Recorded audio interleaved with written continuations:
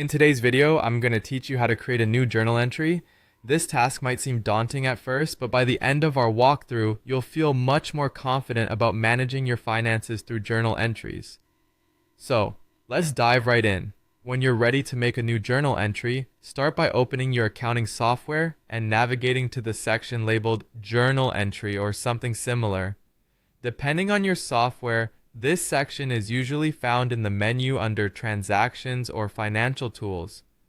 Once there, you'll need to create a new entry by selecting the option provided, usually a button labeled New Entry or Add Entry.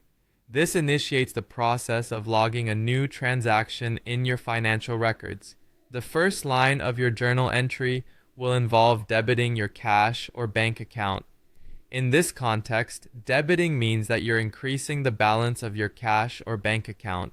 So input the amount into the debit field and label it as cash or bank depending on where the funds are coming from. This step is crucial because it ensures that the movement of money into your accounts is accurately reflected in your books. Now that we've covered the debit part, let's proceed to the credit side.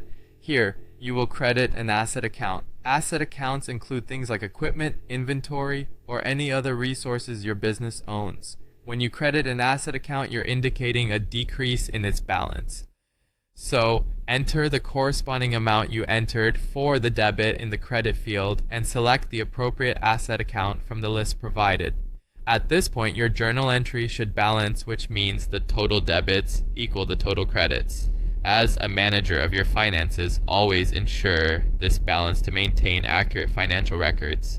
But what happens if there's a gain or loss related to this transaction? You might have to record this separately. Gains or losses are recorded to ensure that all financial impacts are documented, reflecting the true state of your finances. If there's a gain, it typically increases your revenue and would be credited to an income account, while a loss would be debited to an expense account. Make sure to account for any such differences to keep everything in order and give a true picture of your financial health.